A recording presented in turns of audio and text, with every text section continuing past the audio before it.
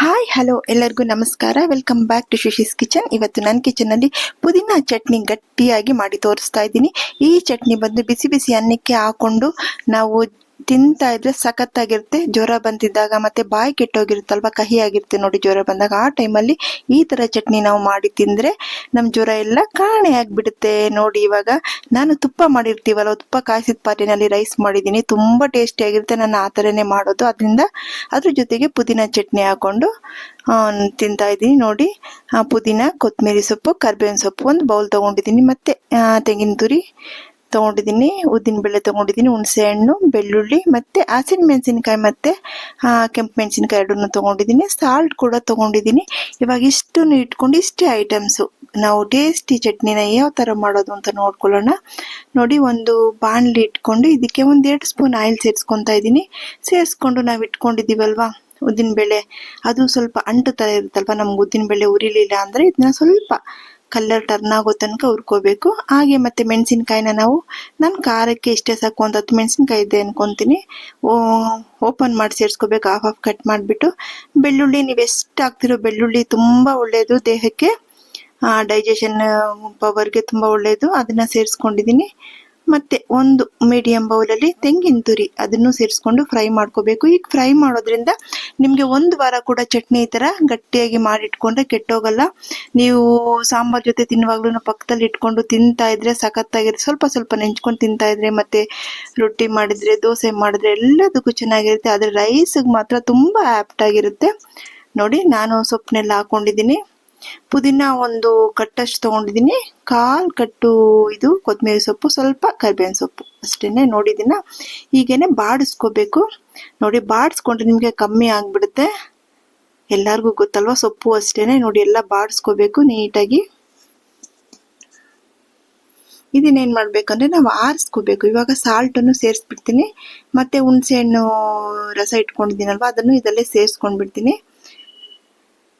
ಸೇರಿಸ್ಕೊಂಡ್ರು clip miss ಆಗಿದೆ, ಸೇರಿಸಿದಾಯ್ತು. ಇವಾಗ ಇದನ್ನ ಒಂದು ತಟ್ಟೆಗೆ ಹಾಕ್ಬಿಟ್ಟು ಆರಕ್ಕೆ ಬಿಡೋಣ. ಬಿಡ್ಲಿ, ನಾನು ಫ್ಯಾನ್ ಕೆಳಗಡೆ ಇಟ್ಬಿಟ್ಟು ಆರಿಸ್ಬಿಟ್ಟು ಇವಾಗ ಜಾರಿಗೆ ಸೇರಿಸ್ಕೊಂಡಿದ್ದೀನಿ. ನೋಡಿ, ಜಾರಿಂದ ಇವಾಗ ನೈಸ್ ಆಗಿ ಅಂದ್ರೆ ಸ್ವಲ್ಪ ಕೋರ್ಸಿರ್ಬೇಕು, ತುಂಬಾ ನೈಸ್ ಇರಬಾರ್ದು. ನೋಡಿ, ಈ ತರ ರುಬ್ಕೊಂಡು ಬಂದಿದ್ದೀನಿ. ಇವಾಗ ಇದಕ್ಕೊಂದು ಚಿಕ್ಕದಾಗಿ ಒಗ್ಗರಣೆ ಕೊಟ್ಬಿಡೋಣ. ಒಗ್ಗರಣೆ ಕೊಡ್ಲಿಲ್ಲ ಅಂದ್ರೂ ಪರವಾಗಿಲ್ಲ, ನಾವು ಫ್ರೈ ಮಾಡಿದೀವಲ್ವಾ, ಆದ್ರೆ ಒಗ್ಗರಣೆ ಕೊಟ್ರೆ ಇನ್ನೂ ಟೇಸ್ಟ್ ಜಾಸ್ತಿ ಇರುತ್ತೆ. ನೋಡಿ, ಇವಾಗ ಇದಕ್ಕೆ 1-2 ಸ್ಪೂನ್ ಆಯಿಲ್ ಇಟ್ಕೊಂಡು ಸಾಸಿವೆ, ಇಂಗು ಮತ್ತೆ ಕರಿಬೇವಿನ ಸೊಪ್ಪು ಹಾಕಿ ಒಗ್ಗರಣೆ ಕೊಟ್ಕೊಳ್ಳೋಣ. 1 ರೆಡ್ ಚಿಲ್ಲೀಸ್ ಕೂಡ ಸೇರಿಸ್ಕೊಳ್ಳೋಣ. ನೋಡಿ, ಸಿಡಿತಾ ಇದೆ ಆಯಿಲ್. ಇವಾಗ ಸ್ವಲ್ಪ ಇಂಗು ಸೇರಿಸ್ಕೊಂಡು ಕರಿಬೇವಿನ ಸೊಪ್ಪನ್ನು ಸೇರಿಸ್ಕೊಂಡು ಇದಕ್ಕೆ ಒಗ್ಗರಣೆ ಕೊಟ್ಟು ನಾವು ಚಟ್ನಿ ಮೇಲೆ ಇದನ್ನ ಹಾಕೊಳ್ಳೋಣ. ಇವತ್ತು ನಾನು ತುಪ್ಪ ಕಾಯಿಸ್ತೀವಲ್ವ ಪಾತ್ರೆ, ನಾನು ಅದನ್ನ ಹಾಗೆ ಇಟ್ಟಿರ್ತೀನಿ. ನಮ್ಮಮ್ಮ ಇದೇ ತರಾನೇ ಮಾಡ್ತಾ ಇದ್ದು.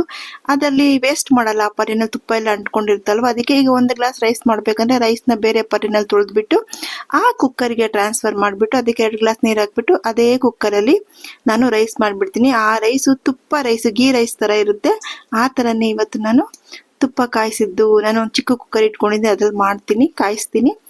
ಅದರಲ್ಲೇನೆ ನಾನು ರೈಸ್ ಮಾಡಿದ್ದೀನಿ. ನೋಡಿ, ಅದಕ್ಕೆ ಕಲರ್ ಸ್ವಲ್ಪ ನಿಮ್ಗೆ ವೈಟ್ ಇಲ್ದಿರ ಈ ಕಲರ್ ಇದೆ. ತುಪ್ಪ ಎಲ್ಲ ಇತ್ತಲ್ವಾ, ಕಾಯಿಸಿದ್ದು ಮೆಂತ್ಯ ಎಲ್ಲ ಹಾಕ್ತೀನಲ್ವಾ ನಾನು ತುಪ್ಪಕ್ಕೆ, ಆ ತರ ಬಂದಿರುತ್ತೆ ರೈಸು. ತುಪ್ಪ ಕಾಯಿಸಿದ ಪಾತ್ರೆನ ವೇಸ್ಟ್ ಮಾಡಬೇಡಿ, ಈ ತರ ರೈಸ್ ಮಾಡ್ಕೊಳ್ಳಿ, ತುಂಬಾ ಚೆನ್ನಾಗಿರುತ್ತೆ. ಈ ರೈಸ್ ತರ ಇರುತ್ತೆ. ನೋಡಿ, ನಾನು ಉಪ್ಪಿನಕಾಯಿ ಮಾಡಿದ್ದೆ, ಉಪ್ಪಿನಕಾಯಿನೂ ಇಡ್ತಾ ಇದ್ದೀನಿ, ಮ್ಯಾಂಗೋನು ಇಡ್ತಾ ಇದ್ದೀನಿ, ಮತ್ತೆ ಮನೆಯಲ್ಲೇ ಮಾಡಿದ್ದ ಗಟ್ಟಿ ಮೊಸರು ಕೂಡ ಇದೆ.